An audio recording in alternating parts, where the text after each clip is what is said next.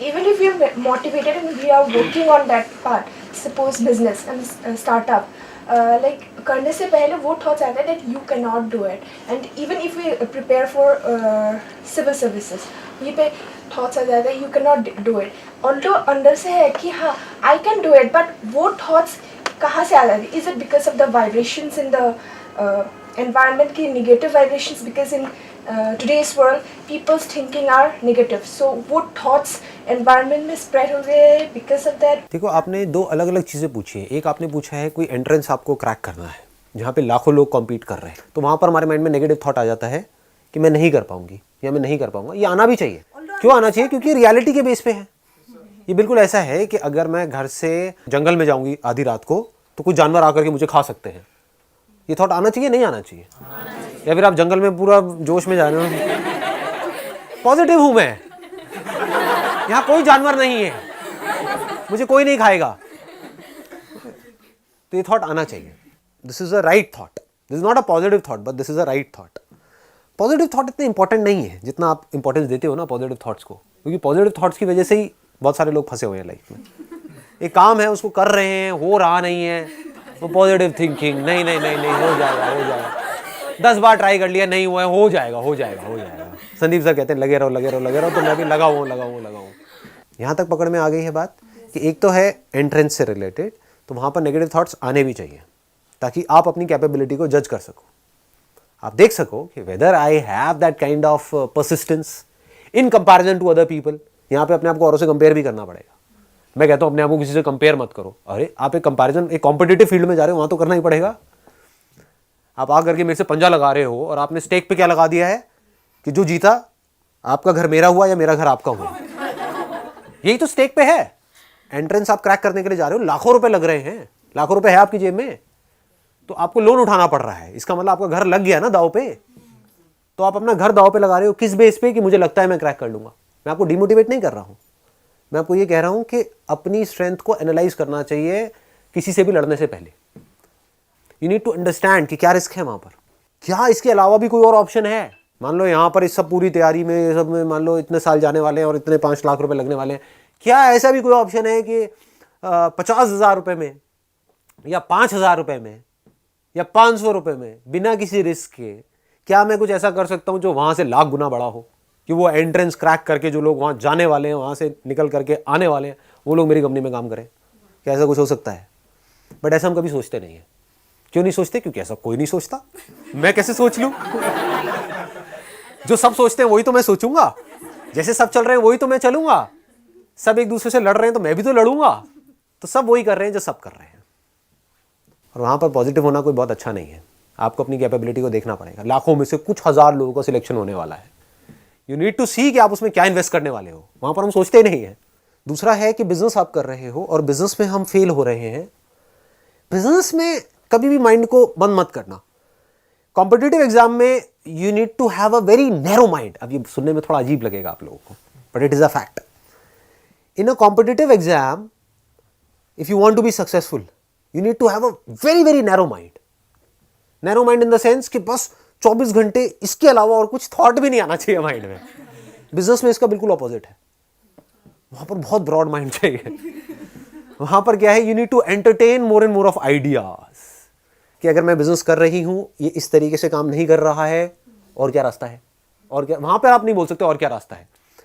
वही पेपर होगा जो आपको देना पड़ेगा। आप ये नहीं कह सकते और कोई पेपर भी है क्या, और कोई रास्ता भी है अंदर घुसने का। कोई रास्ता नहीं है, एक ही रास्ता है वहां पर। वहां पर वेल डिफाइंड एक ही रास्ता है। पहले ये, फिर ये, फिर ये, फिर ये। बिजनेस में ऐसा कोई रास्ता नहीं है। तो आपको देखना है सबसे पहले तो कि क्या आपका जो थॉट प्रोसेस है वो ब्रॉड माइंडेड है या नैरो माइंडेड है। अगर ब्रॉड माइंडेड है तो कॉम्पिटिटिव एग्जाम में क्रैक करना is next to impossible for you, क्योंकि हर रोज कुछ नए थॉट आएंगे माइंड में। अब मैं ये नहीं कह रहा कौन सही है कौन गलत है। I am not judging anybody and I am not saying narrow minded in a negative way. हो सकता है स्कूल टाइम से ही आप ऐसे थे कि मैं एक चीज में, मेरे से ना बहुत सारी चीजें नहीं होती हैं। एक काम पकड़ लिया, बस उसी पे मैं लगा हुआ और मैं करता चला जा रहा हूँ। कुछ होते हैं वो बाय बर्थ ही अजीब से होते हैं, जैसे मेरे टाइप के कैरेक्टर होते हैं। वो मतलब एक जगह पर टिक नहीं सकते हैं, समझ गए। उनको होता है कुछ क्रिएटिव, ये क्रिएटिव लोग बोलते हैं इनको।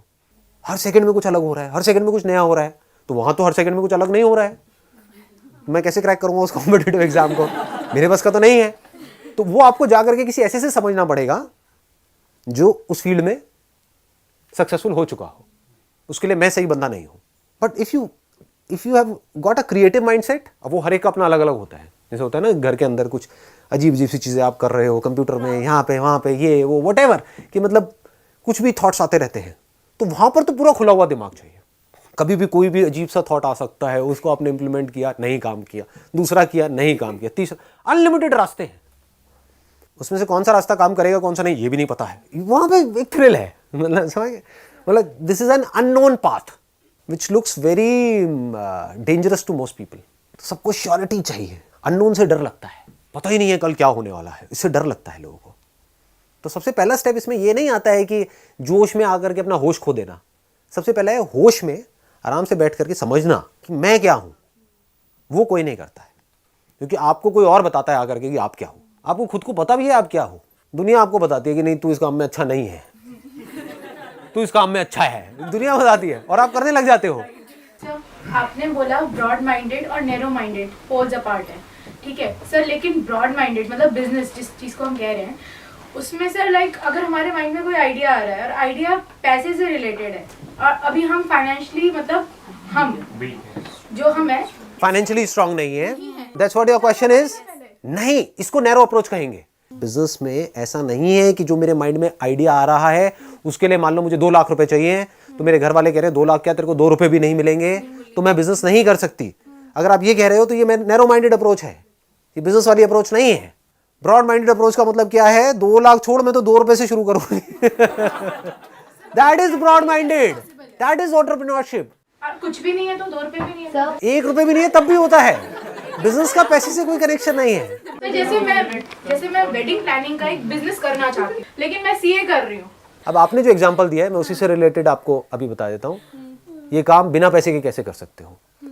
आप 100-200 रुपए अपने किसी फ्रेंड से ले सकते हो। अगर फेल हो गया प्लान तो उसे भी तो वापस करने पड़ेंगे, वो कहाँ से लाऊंगी। 100-200 रुपए भी नहीं, अरे 100 रुपए दो यार। सुनो, अब मैं ये कह रहा हूँ आप सीए कर रहे हो, करते रहो, साथ साथ में ब्रॉड माइंडेड अप्रोच आपको बता रहा हूँ क्या होती है। अगर मैं आपकी जगह होऊंगा तो मैं क्या करूँगा, as simple as that. Wedding planning में मेरे को आइडिया आ रहा है और अंदर से आ रहा है, पहले तो मैं ये देखूंगा कि क्या एक्चुअल में आ रहा है या मैं बस वैसे ही कोई मैंने बैंड बाजा बारात देखी और ये देखा तो मैं वैसे ही एक्साइटेड हो रही हूँ कि हाँ मैं भी कर लेती हूँ, नहीं भी किया तो कोई फर्क नहीं पड़ता है। वेडिंग प्लानिंग में क्या होता है, रोज कुछ नया करना होता है, क्रिएटिव होता है, प्लस बहुत ज़्यादा उसके अंदर स्ट्रेस होता है। मतलब कि और मुझे मज़ा ही स्ट्रेस में आता है, मज़ा ही वहाँ पर आता है जहाँ पर प्रेशर बहुत ज़्यादा हो। That's why I want to do it. तो आपको ये क्लियर हो गया कि मुझे ये करना है। अब सवाल आता है कैसे करोगे और फ्री में कैसे करोगे। 100-200 रुपए के अंदर आपके छपे विजिटिंग कार्ड, आप बन गए wedding planner. As simple as that. आपके विजिटिंग कार्ड बन गए, फाउंडर एंड सीईओ व्हाटएवर जो भी आपकी कंपनी का नाम है, ठीक है, आपका एक बन गया विजिटिंग कार्ड बन गया, उसमें आपका नाम आ गया।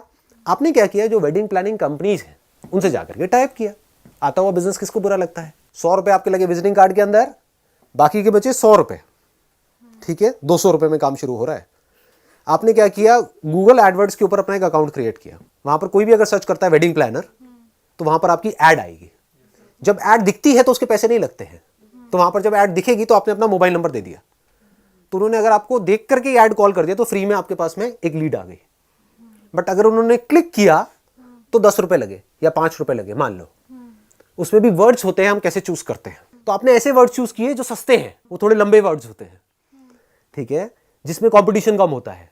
ऐसे वर्ड्स होते हैं जो सस्ते होते हैं।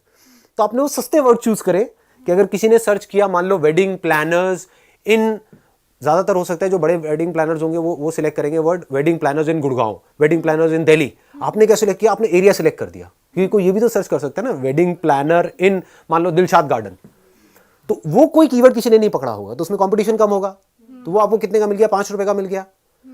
तो वहां से अगर 20 क्लिक हुए तो 20 क्लिक होने का मतलब क्या है, कम से कम 200 लोगों ने आपकी ऐड देखी। उस 20 क्लिक में से मान लो आपके पास में एक भी कॉल आई, आपके पास में विजिटिंग कार्ड्स हैं या 2 कॉल्स भी आपके पास में आई, तो आपका काम शुरू हो चुका है। पीछे से आपने किसी और से टाइप किया हुआ है कि अगर ये काम मिल गया तो करोगे आप, नाम होगा हमारा, उसमें इतना % हमारा होगा, इतना आपका होगा। अगर आपको मीटिंग के लिए जाना है तो जिससे आपने टाइप किया उनको आप साथ ले जा सकते हो। तो आपके पास में पूरी की पूरी टीम है कि हम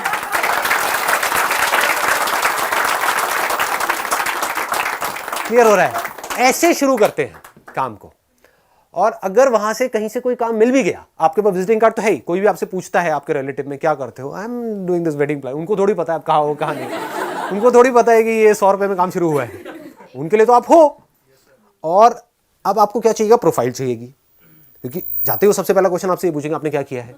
तो जिनसे आपने टाई अप किया है उनकी प्रोफाइल आपकी प्रोफाइल, क्योंकि करेंगे तो वही ना। तो आप दिखा सकते हो, देखो ये वेडिंग हमने मैनेज करी है। समझ गए? उनको इसी से तो मतलब है ना कि आपने क्या, और वो आपके साथ में जा ही रहे हैं, वो आपके साथ में जा रहे हैं मीटिंग के लिए, क्योंकि आता हुआ पैसा किसको बुरा लगता है? उनको भी आपने बोला है कि मैं कुछ बहुत बड़े लेवल पे करने वाली हूं। उनको थोड़ी पता आप 100 रुपए में कर रहे हैं। उनको बोलना है कि मेरा बहुत बड़ा सर्कल है। अब हल्के फुल्के जो झूठ होते हैं ना, these are called harmless lies. यहां पर कुछ जाता नहीं है, नाम आपने अपना बना लिया और उनकी सिर्फ दिखाई नहीं, क्योंकि एक्चुअल में वही काम करने वाले हैं। तो उनकी प्रोफाइल आपकी प्रोफाइल, क्योंकि करने वाले तो वही है ना। आपको कोलैबोरेशन हो गया। कैसे हो गया? फ्री में हो गया। उसमें अगर वो काम आया तो 20% आपका, 80% उनका। मान लो अगर 5 लाख में शादी हुई तो आपके पास में 1 लाख रुपए आ गया, यहां से 4 लाख उनका है, 1 लाख आपका है। अब इस 1 लाख से आप क्या कर सकते हो वो आपके ऊपर है। लखपति बन गए। हाँ, और इससे आप 200 रुपए वापस कर दोगे। Most important